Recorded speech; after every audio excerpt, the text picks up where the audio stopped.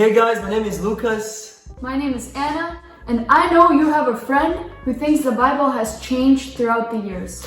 But in today's video, we're gonna give you reasons of why the New Testament has never been modified throughout the years.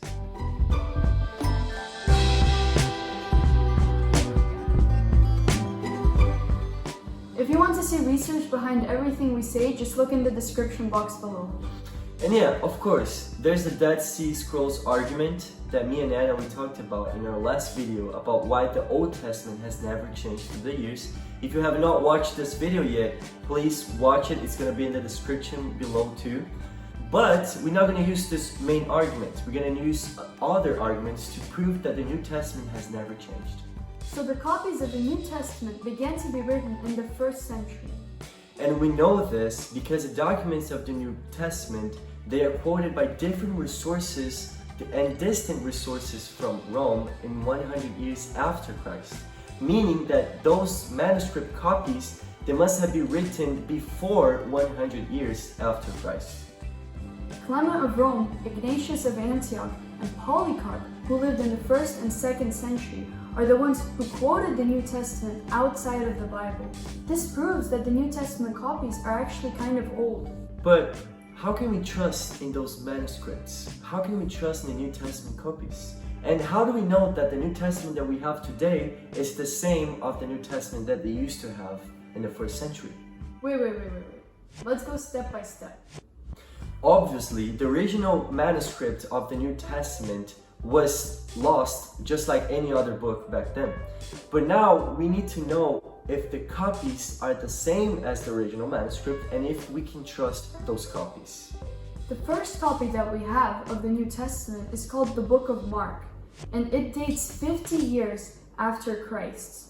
And the first full copies that we have of the New Testament date 200 years after Christ, which means that we have only about 100 years between the original manuscripts and the copies. Yeah, and there is a book called Iliad by Homer. And this book is very trusted by a lot of scholars. I personally had to read it in my high school. It was very sad. I used to hate this book. But this book has more than 640 copies. So this book is the most copied book of all times, right?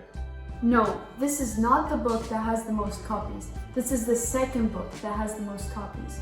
The New Testament has 5,700 copies only in Greek. It has about 9,000 copies in other languages, which makes up about 15,000 copies of the New Testament overall.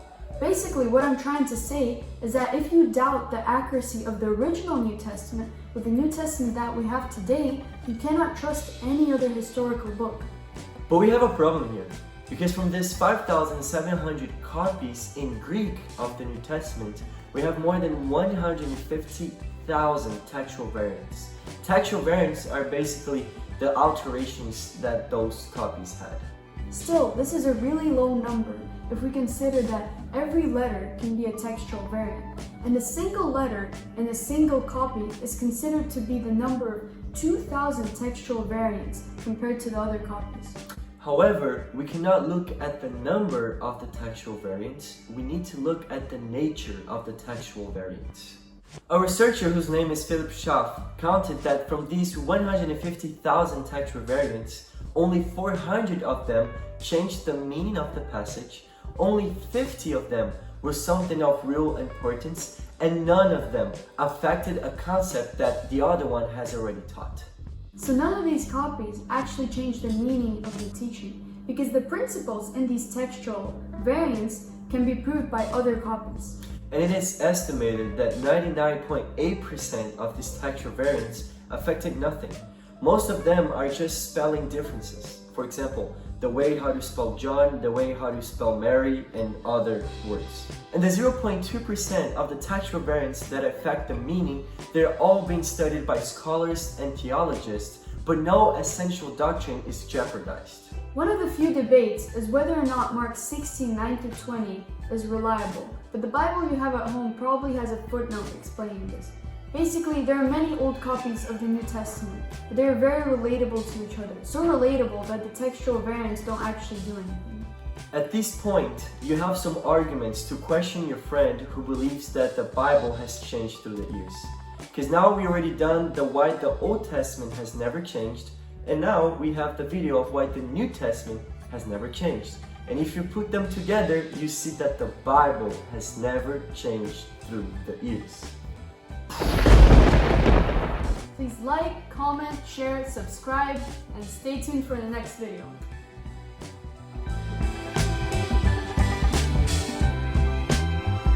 Essential doctrine is jeopardized. Is it jeopardized? Jeopardized. Oh, jeopardized. Jeopardized. Good. Whoa!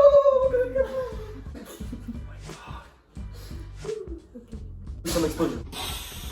Rome